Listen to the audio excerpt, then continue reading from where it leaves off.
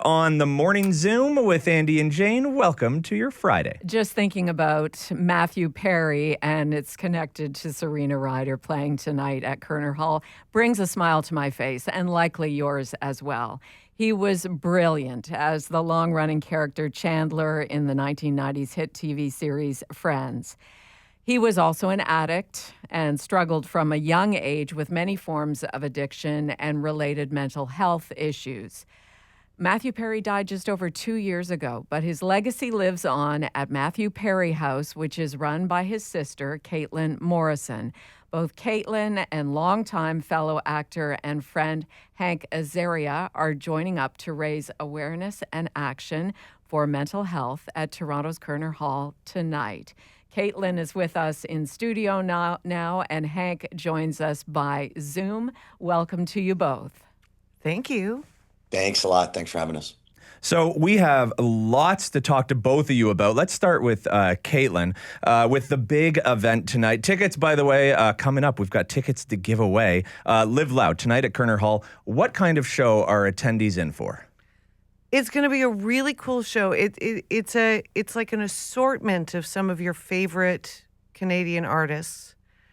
It's a little bit of nostalgia. It's a lot of some really amazing pipes. You talked about Serena Ryder. I mean, come on. Talk about pipes, yeah. Right? Beautiful music. And some of these artists who you love, who you know and love, will be playing together. They'll be mixing and mingling. And Hank and his supergroup band of Canadian artists that you love are really good. I got to watch a rehearsal yesterday, and I wish that had gone on for like 2 weeks. It was amazing. Wow. We extended to you our sympathies for your loss before we went on the air. It's been now just over 2 years, right? Almost 2 years to the day. Yeah. Hank, reflecting on the 2 years, I mean, obviously it was tragic and shocking to lose someone like Matthew Perry. But 2 years later, how do you reflect on his life and now his legacy? Well, what I remember most is the laughter, not just from friends, but not from the show Friends, but actually being friends with him. As funny as he was on the show, he was even funnier in real life, if you can even imagine that. And, he was so warm and loving, and he really loved people. And that's what really I carry with me. How much he struggled and how much he suffered is you'd rather not stay in touch with that. But that's why, Caitlin has worked so hard, and that's what Matthew Perry House is all about, is providing relief and recovery to people who need it. Hank, I played a clip earlier this morning of you and Matthew Perry, a scene from season 1 from Friends, where your character David is going to Chandler for some advice. And I thought it was so interesting because all those years ago, a scripted scene where you're going to him for advice. And I thought it interesting. You were both really close friends off camera as well and in real life. With your own struggles, you went to Matthew Perry pretty often for advice, didn't you?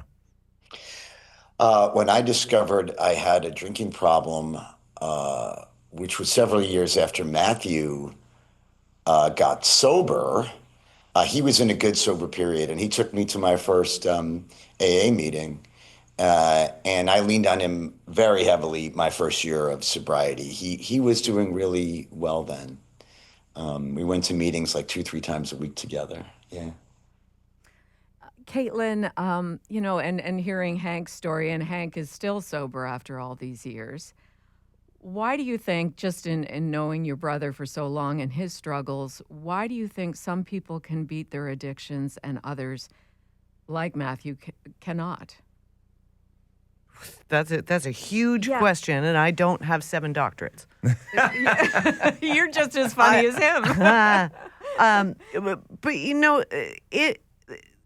Addiction is a thing that is enormously difficult to live with, and to find a life, an extraordinary life of wellness and long-term recovery. It's an everyday thing, and I think that anybody who is working toward that recovery, who is working on it, I don't think there's ever any failure there.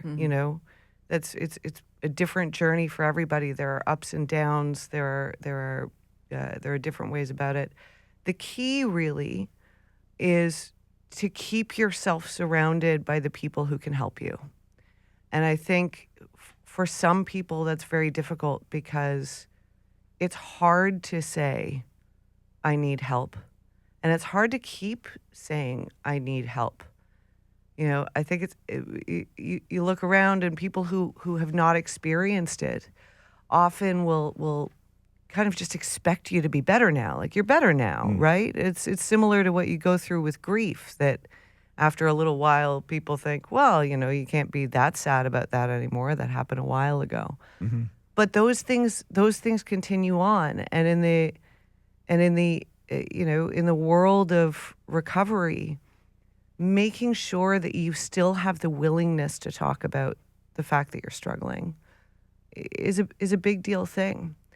And I think sometimes people want to be an example and a rock to others so much that they forget that they need to ask for help too. And it really is, Hank's story is a miracle story, and all of the stories like it are miracle stories, and we definitely need more of those. But Hank will tell you, it takes work. It takes immersing yourself in a world where you're always working on it. You never stop working on it. What we say about the disease of alcoholism is the best you get is a daily reprieve. So I'm never not, even though I haven't had a drink in over 19 years, I'm an alcoholic. That will never change. It's like insulin for a diabetic. If you do your daily routine, you take your daily medicine, you'll be okay. But you can't F around with it too much, or you'll slip, you'll relapse. Caitlin, as Matthew Perry's sister, in the private moments when it was just you and him, or your immediate families, talk to us about how Matthew would cope with his struggles. Did he ever express to you some of his coping methods when he was going through tough times? Like, how did he mask some of his struggles? Well, the masking thing was huge, because a lot of the time we had no idea. I think looking at his book when it first came out and looking at some of the stuff in there, that was stuff that, for the most part, I never saw. Really? Because it was all,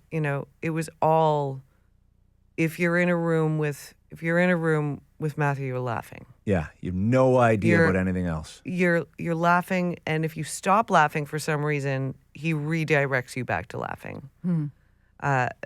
We would have moments once in a while just by ourselves where we talked about some of the difficult things. And for the most part, the difficult things for him were feeling like there was nothing out there help-wise that really worked and didn't feel a little bit like a scam. It didn't feel a little bit like, I want to just stop what I'm doing right now. I just want to take a break from all of these things that are making me the awesome, rich, famous guy I am. And I want to spend some time getting well. And there were a lot of factors for him that worked against him being able to do that. And so that would frustrate him. So once in a while, he would be real about how all those things kind of frustrated him. We could go on chatting about Matthew and Hank, your struggles and your recovery, and Caitlin, your relationship with your brother. But we do have to wrap up. Talk to us about the work that's being done at Matthew Perry House. Well, Matthew Perry House is built on the idea that community is very important, that there are many pieces of life that need to be addressed outside of just, a substance of choice and learning to get past that in your life. And that it takes quite a long time for a brain to heal, and it takes quite a long time to sort of reestablish the way that you live. And so Matthew Perry House is a longer time recovery center where people can stay for years, not months.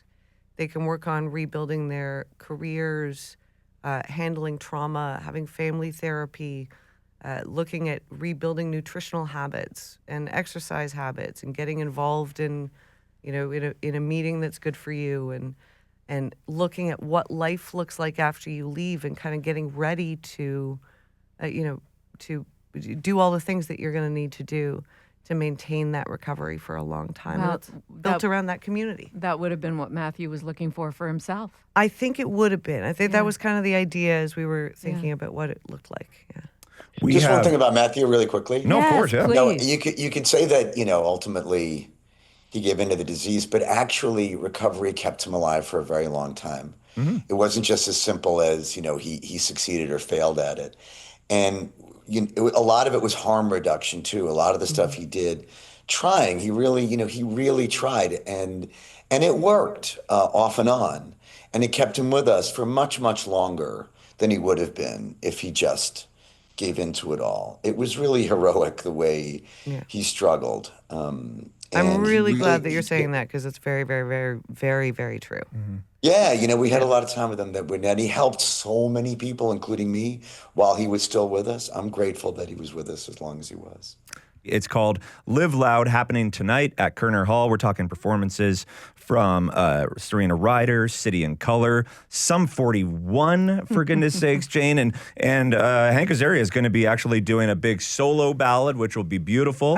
Heard you've got a beautiful singing voice, Hank. I got a Springsteen tribute band. Yes, you I do. really do. No, you We'll really be doing does. 3 Bruce songs that connect. I feel are connected to Matthew and recovery. We'll be doing them tonight with this all-star Canadian band. Yeah, the Easy Street Band, featuring performers from Big Wreck, Billy Talent. Really, really cool night. Hank Azaria, Caitlin Morrison, thank you so much for your time today. Thank you so much.